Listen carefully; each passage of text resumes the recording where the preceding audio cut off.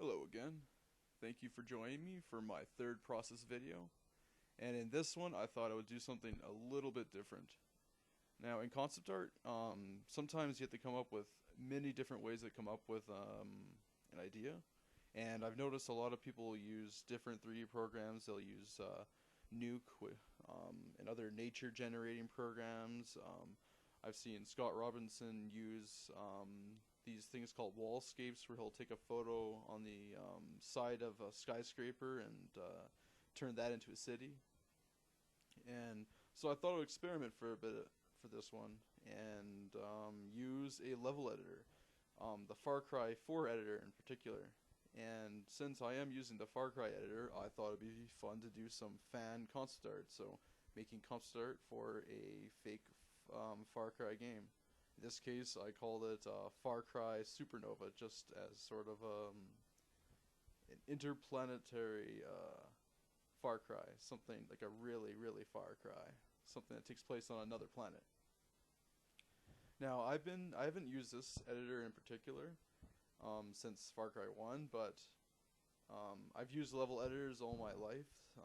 Before I even did concept art, I would mess around a lot in level editors, like in Time Splitters. I remember I made a ton of maps in that and entire campaigns trying to just mess around, trying to see how you can make it look like a train just by having lights flash by you, and all sorts of fun things in that game, and things like Neverwinter and Warcraft 3.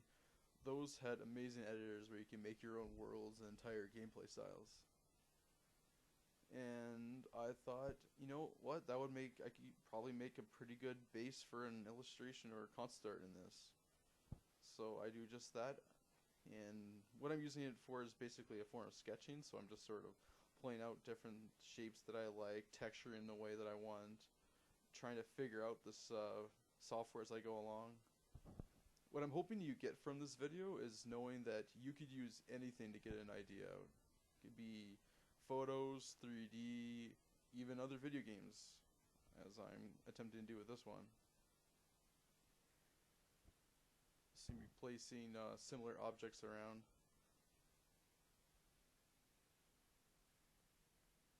That just creates a form of unity with the picture and the way they build. Now, you can't get super bizarre shapes out of the Far Cry editor, but you can get a base kind of composition out of it and use the rest of your imagination.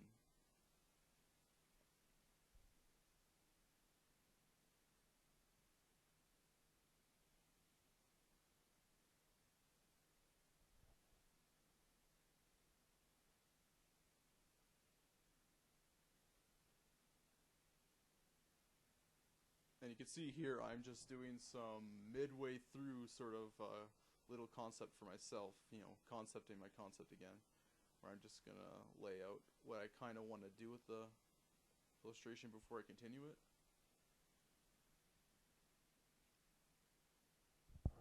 Try out different color settings. Just use a simple hue layer and a curves layer. You could use curves to color without losing detail. You just use it as a mask.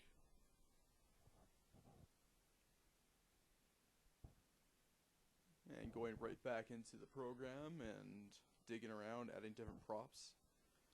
What the props can do is give you perspective as well as something to build on.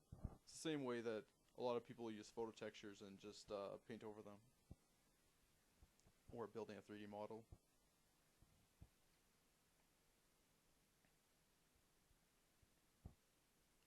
And the good thing with using 3D programs is you get tons of thumbnails out of it, so you're thinking like a cameraman, so you could think of a good area to take a photograph and treat it almost like you're creating a world, and just taking a photograph and then building on with your imagination. Now, I did a lot of research on other planets before this, and there's tons of crazy ways to, or crazy planets out there. Like, there are planets out there where there's just a strip down the center of Earth-like world, and then snow on one side and fire on the other, and there's a planet where the entire planet is covered in ice, but the ice is on fire due to the gravity crushing it down. And one of my favorites is there's a planet where it's raining glass sideways.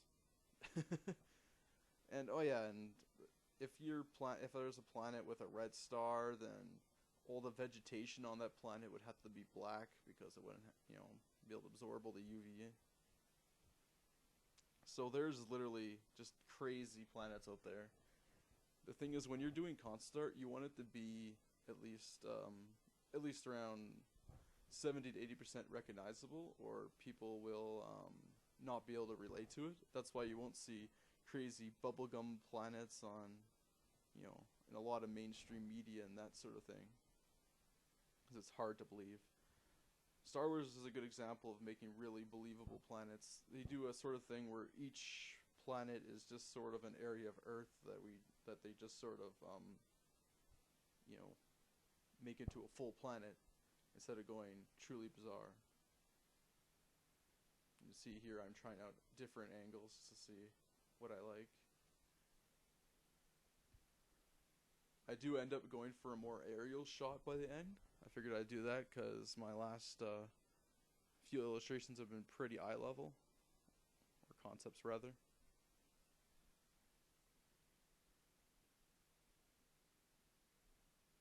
And the neat thing about doing this is you could go back into it. So say you do a concept and then your art director says, can we see, yeah, I like this, but I want to see the other side of it. Then you could quickly just screenshot another view and then quickly paint it in.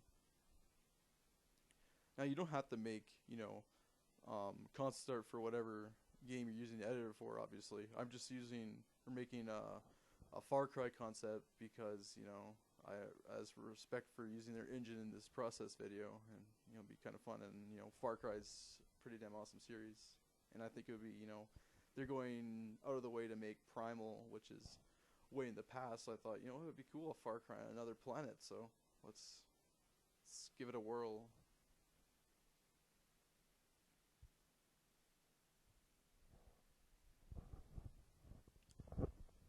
I'm just trying out various props as base here.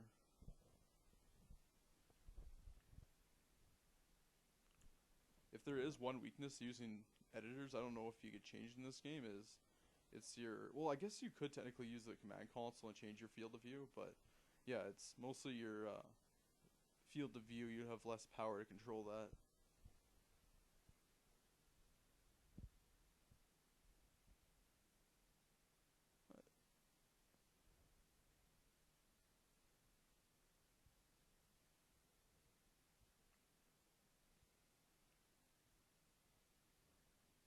Good idea when doing video game concept art is try and think of the player, what they're actually going to be doing in the environment. I know a lot of the time we're just there to make it pretty or set a mood, but it's fun to think of gameplay ideas while you're doing this.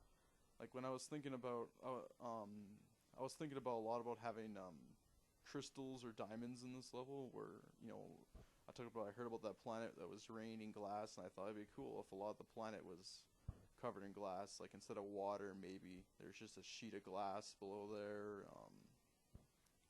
Maybe if you shoot one of the crystals, maybe it'll explode outward and cause damage. Even if you don't end up using any of this idea or telling anybody of your ideas in your illustration or concept, it's good to have a kind of a world building setting for yourself that just allows you to build onto it and make sense of it as you go along. All my cities sort of have an infrastructure going on in the back of my head on how they work and how society goes about. You get a lot of that from reading, so reading up on different areas, reading up on city planning, urban planning, or whatever. For this sort of stuff, nature, it's good for traveling. You never know just how bizarre the world is out there. So I encourage doing some travel and going off the beaten path, so don't just go to the popular places, just trail off and all that. And take a lot of photos. Even if you don't take a photo of something particularly good, it may trigger a memory, so you'll have a good, you'll be able to remember the mood back for when you decide to edit the picture later to truer colors.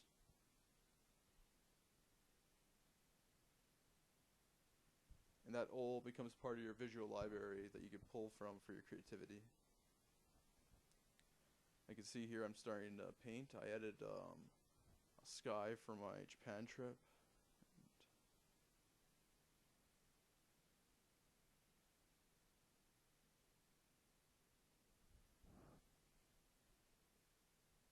This one's rather quicker than my last two, but this is just an experiment. Like, I've never done something like this before using a level editor, and I think I will use it again in the future, especially if there's even more powerful editors out there, or if I could even just you know, try out different ones and maybe even use the Far Cry editor again, because it is pretty neat. Lots of stuff you could do with it. Filling out some little details in the background that'll be grayed out. But it's important to have silhouettes and things in the background just for storytelling and setting depth. People use the detail in the foreground and fill out the background on their own. It just creates something for the player that want to explore, which is really important for if you're doing a concept for an open world game. So you want to have tons of rewards going on. You'll see me pulling up different rock pictures every so often. Those are just taken from a trip to a museum in London that had a whole ton of different rocks on display that I took photos of in different angles. Lots of fun stuff. Yeah, that was a cool texture to use. I do mess around with that texture a lot until I find a place for it. It's just good to experiment a lot in your free time, at least. And then once you have a good idea, like once you experiment enough, you'll have a pretty good idea of the different settings that will work for you, for if you want to use it in your professional work.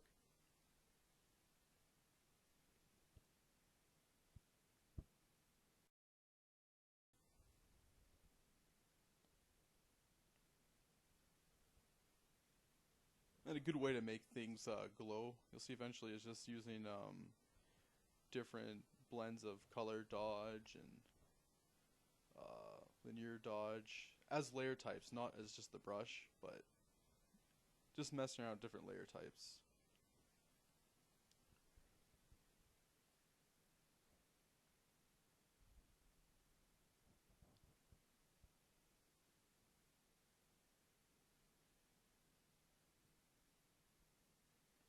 And you'll see me trying to turn that water more into glass, so that against the beach surfaces it'll be cracking with the rocks coming out. It'll have little cracks around them.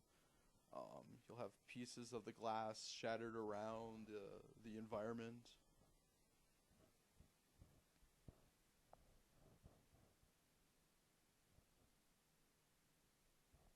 The good thing about going to museums and rock museums and that sort of thing is that it'll really open up your visual library as to what is possible. Like, there's tons of weird rocks out there. There's ones that'll form in complete like cubes and stuff. It'll almost look like something from Destiny, like the reefs and that sort of aesthetic.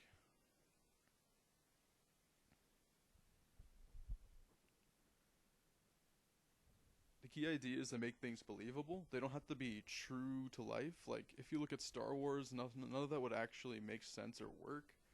But it's the way they do the world building, it makes sense. Like, it looks like it would work if things were just tampered in a slightly different way. There's me doing some more repetition, adding some little bits of the glass and crystals into the back. That may be the idea as to why they're on this planet. And it could be more than just humans when you go here, so maybe they're just alien ruins, and I thought that would be really cool. A lot of time when you see alien stuff, it's really organic looking, but to see some mechanical aliens, that might be something cool. Again, try and think of the player, or if you're play video games like me, try and think of what you would do and what you find fun in games. For me, I enjoy a lot of verticality and a lot of environment and interaction, so stuff that blows up, stuff that drops down, and being able to choose your own way through an environment. Even if it's linear, being able to choose a few different ways to take out an enemy is a whole lot of fun. Or avoid them altogether. Like maybe if that water area is made out of glass, maybe you could shoot down the glass, have an enemy fall down through it. You could have something like, again, you could have the crystals explode from the top. Maybe you can weaponize those. I noticed in Far Cry, you craft your own weapons, so maybe craft a bow and arrow that uses some of the new chemistry on this planet. Just me trying to figure foliage, because I noticed a lot in stealth games, it's fun to hide in vegetation, sneak out and take out an enemy. I think the only color of vegetation that would work in this color setup right now is sort of a violet color. Blue sand, reddish orange glass, and purple grass.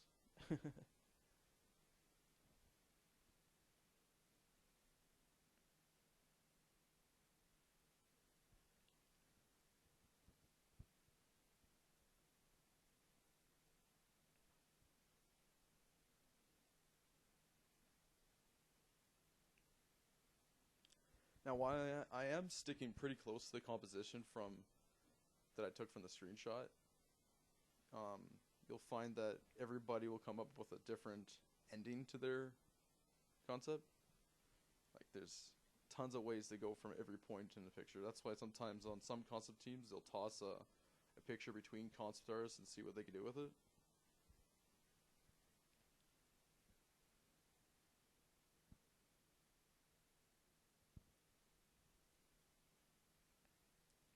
See me trying to add texture to those background mountains. I come up with a different way later on where I just paint some of the blue sand in.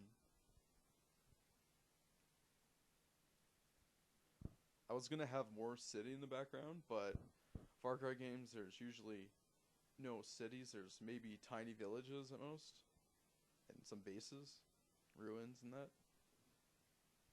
So I thought I'd keep that spirit. This could just as well work as Far Cry or Elder Scrolls, or a Fallout or an Elder Scrolls game.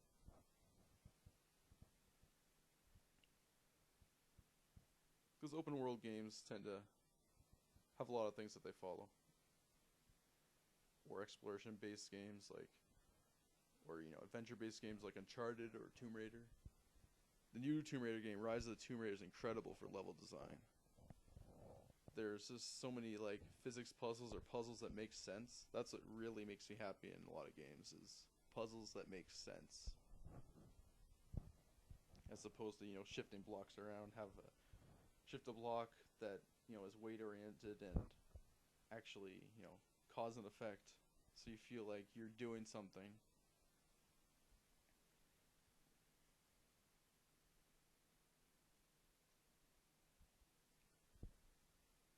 For your focal point, it's good to have more texture and contrast in those areas. Doing some more world building here to make it more interesting. Add some age.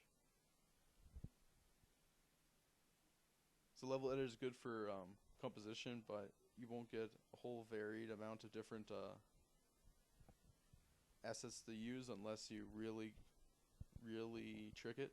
Which can be fun, messing around, but if you're just doing a concept and you can paint it in, that's the best thing to have. I have a lot of people asking if they should learn 3D or 2D first. It's always good to learn traditional art to go with your 3D mastery. That way you can manipulate everything.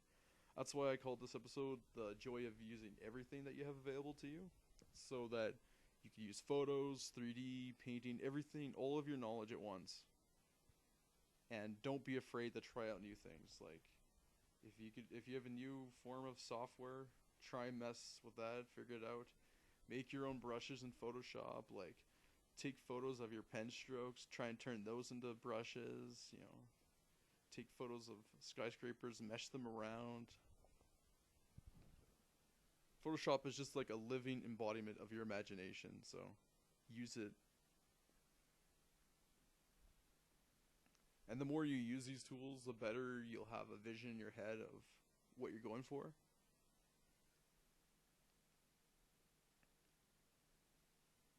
You try out the different grass types here.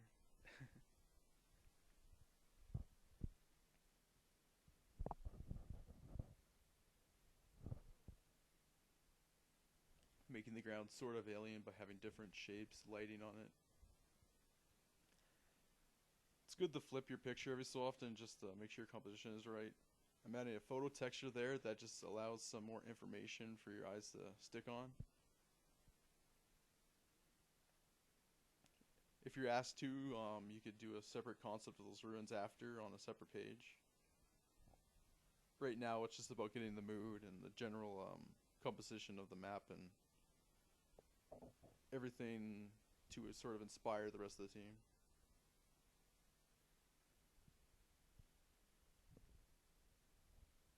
And I'll be finishing up this pretty soon.